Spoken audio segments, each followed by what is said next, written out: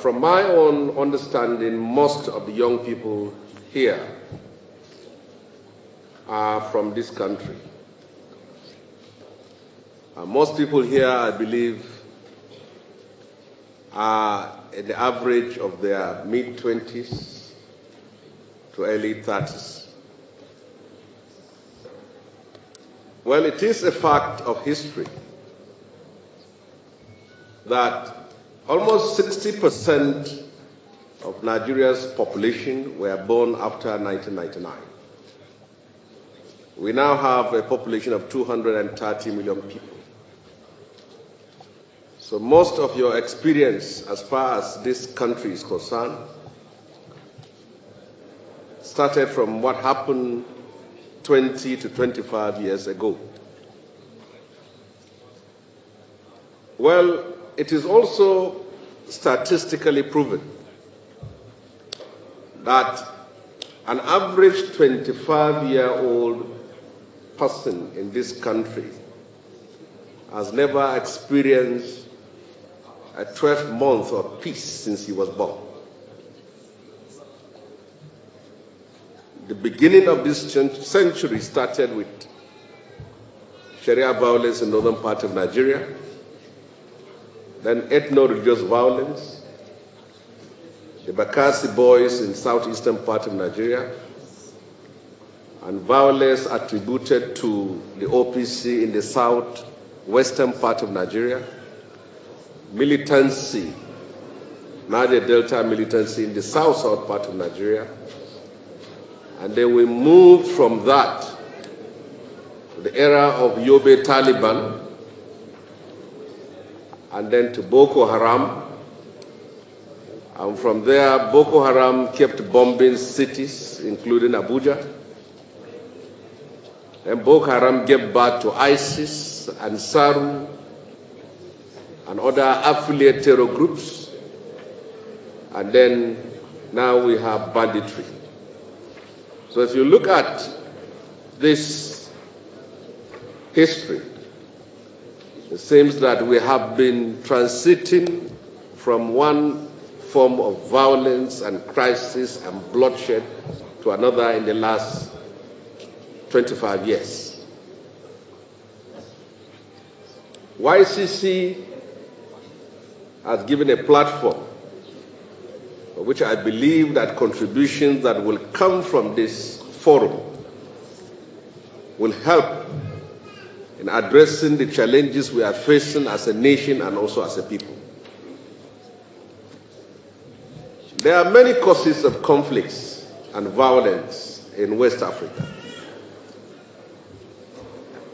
You can attribute it to terrorism and extremism, poverty and extreme economic inequality, ethno-religious violence, border dispute, farmer-herdsman crisis, and all forms of agitation. And unfortunately, the proliferation of arms in West Africa. It is a fact that this was not what Nigeria used to be in the 90s and in the 80s and backwards towards the 60s. Nigeria is 65 years old. And in 1999, there was so much hope, belief and faith that democracy will usher in an era of peace, stability, unity, and collective progress for our people. Yeah, there have been achievements in a number of areas.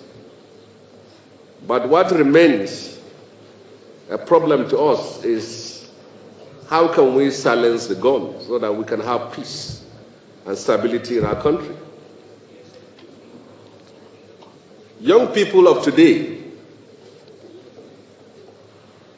you have your positives and you have your negatives. The positive aspect of your generation is that you are full of energy and creativity. In our days, we listen to foreign music, but in your generation, you have been able to develop and export our culture and our music to the stage of the world, to the point that it gives us pride when we see the likes of James, Davido, and Burna Boy winning Grammys, when it wasn't possible for our generation to do that. It gives us joy to see how you are able to compete with young people outside of this country. I was highly impressed. If you see the training facilities of teams from Morocco, from Algeria, from Tunisia, the training facilities for their sportsmen and women, you will wonder how the Falcons were able to beat them. This shows that with more for Nigerians, we can achieve more. The negative aspect of your own generation is that what you need to know, the leaders of Nigeria's First Republic became leaders in their 20s and 30s. The leaders of Nigeria's Second Republic became leaders in their 20s and 30s. The leaders of Nigeria's aborted Third Republic and this republic became leaders in their 20s, 30s, and early 40s. Most of the people you see today, whether they are presidents, they are governors, they are ministers, they are senators, in 1999 they were all looking like you and they were of your age mates. But they had vision and they were determined to take over power, whether for themselves or for what they claim to be. And as such, they entered the ring of politics with all its troubles and storms, and they took over power.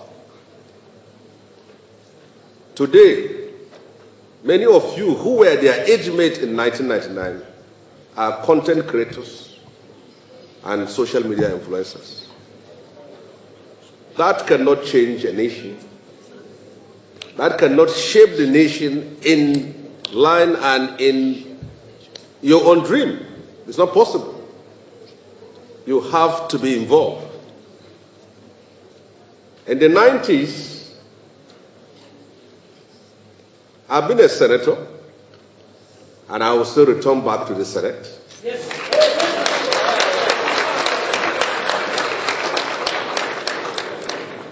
As of 1999, we couldn't contest the Senate because our age is not up to the age of people who can contest elections. But we are determined. We contested and lost, and remained resilient until we took over the seat. So, for those of you who want the nation of your dream, you have to get involved. There's no way you can change this country if you don't participate in politics. In the 90s, when Nigeria was under military rule, some of us organized ourselves and started a civil rights organizations that resisted and demanded for the return of democracy in Nigeria. Some of us were forced to exile, some lost their lives, and people like me spent many years in prison. When we came out of prison in 1998 and Nigeria was transiting to civil rule, we said, what do? We are just out of prison. After spending, because for me, I didn't spend much here, I spent only 4 years in prison. So when I came out, we said, what should we do? Some said we should continue the struggle for Aluta, protest and whatever. Some said, no, we should get involved in politics and take over political power. The ANC in South Africa, after the years of struggle against apartheid colonialism, transited from a liberation movement to a political party and took over political power. In our case, many of us made that tragic mistake of refusing to participate in politics in 1999. People like Bola Ahmed Tinubu, who is the president today, disagreed with us who are at the extreme end with Chief Gani Fahimi. Gani Fahimi said we will not participate, we will continue to fight the military. We are going to continue to organize protests. People like Tinubu said they are going to participate. It took us 4 years for us to realize that we are on the wrong path. The politicians who never went to prison, who never paid sacrifices, who never suffered for democracy, took the opportunity of that transition, and today they are in power. Many of us later struggled to became impossible. Falana tried to be governor of Ekiti State. It couldn't work. Chief Gani Fahimi tried to contest the presidency. It couldn't work. Olisa Obakoba tried to contest the presidency. It couldn't work. Many of us failed because the political space was taken over with people who have money. So for people like us, we were stubborn and said we must